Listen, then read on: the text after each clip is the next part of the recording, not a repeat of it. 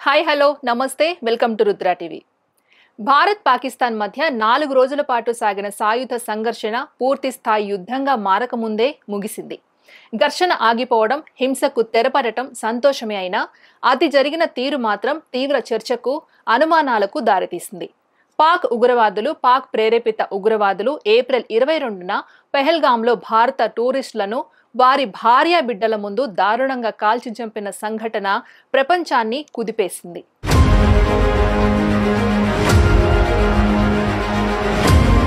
లష్కరే తోయిబా నుంచి విడివడిన resistance front అనే నిషేధిత సంస్థకు చెందిన ఈ టెర్రరిస్టులకు పాక్ అన్ని రకాల సహాయ సహకారాలు అందించినట్లు భారత ప్రాథమిక దర్యాప్తులో బయటపడింది.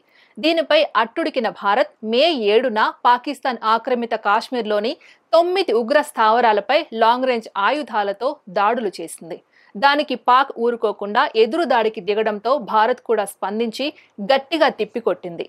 భారత్ దాడుల్లో పాక్ సైన్యానికి బలమైన ఎదురు దెబ్బలు తగలడంతో పాక్ ప్రధాని షాబాజ్ షరీఫ్ అణ్వస్త్ర నేషనల్ కమాండ్ అథారిటీ సమావేశాన్ని ఏర్పాటు చేశారు. దీంతో ఇది అణు యుద్ధానికి దారితీస్తుందనే ఆందోళన మొదలైంది. ఆ దశలో అమెరికా అధ్యక్షుడు డొనాల్డ్ ట్రంప్ నుంచి అకస్మాత్తుగా కాల్పుల విరమణ ప్రకటన వెలువడింది. ఆ తర్వాత కాసేపటికి కాల్పుల విరమణను ధృవీకరిస్తూ భారత్ కూడా ప్రకటన విడుదల చేసింది. నిర్ణీత లక్ష్యాలేవి సాధించకుండా పాక్ నుంచి ఎలాంటి హామీలు పొందకుండా కాల్పుల విరమణకు అంగీకరించడం ఏంటి, అది కూడా ట్రంప్ దీనిని ప్రకటించడం ఏంటి అంటూ వివిధ వర్గాల నుంచి వచ్చిన ప్రశ్నలు ప్రభుత్వాన్ని ఉక్కిరిబిక్కిరి చేశాయి. కొందరు బీజేపీ మద్దతుదారులు సైతం ఈ విషయంలో మోదీ ప్రభుత్వాన్ని విమర్శించారు. పైగా ఒప్పందాన్ని ఉల్లంఘించి పాక్ 2 గంటల్లోనే భారత్పై దాడికి దిగడంతో ఈ విమర్శలు మరింత తీవ్రమయ్యాయి.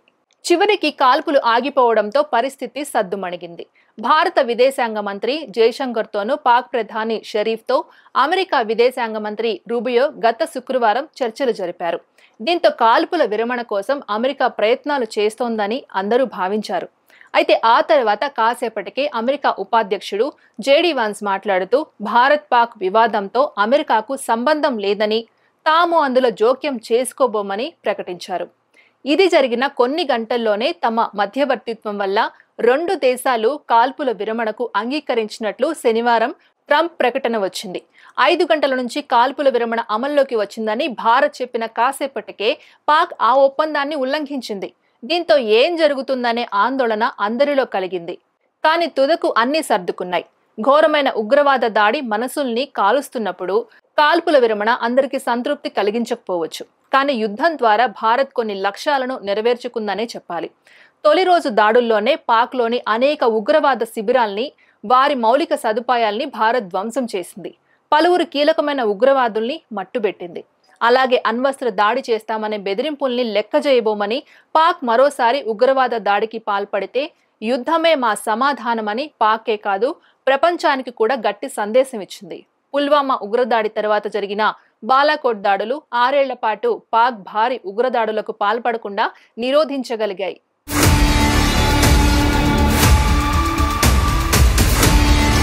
ఇప్పుడు భారత్ మరింత తీవ్రంగా స్పందించడంతో ఉగ్రవాదాన్ని ప్రేరేపించే విషయంలో భవిష్యత్తులో పాక్ 1కి 10 సార్లు ఆలోచించుకోక తప్పదు.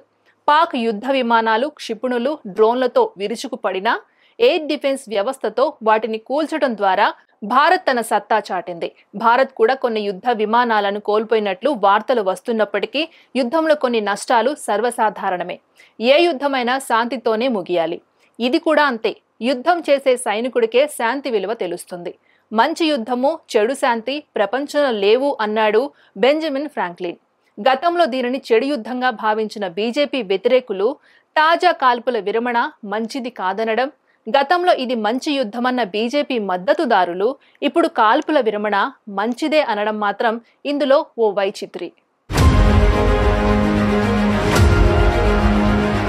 సో ఫైనల్లీ భారత్ పాకిస్తాన్ మధ్య యుద్ధం అయితే ముగిసినట్లే కనిపిస్తోంది. అయితే యుద్ధం సద్దుమణగడంపై మీ అభిప్రాయం ఏంటో కామెంట్ రూపంలో తెలియజేయండి. మరో అంశంతో మళ్ళీ కలుద్దాం. అంతవరకు చూస్తూనే ఉండండి రుద్ర టీవీ.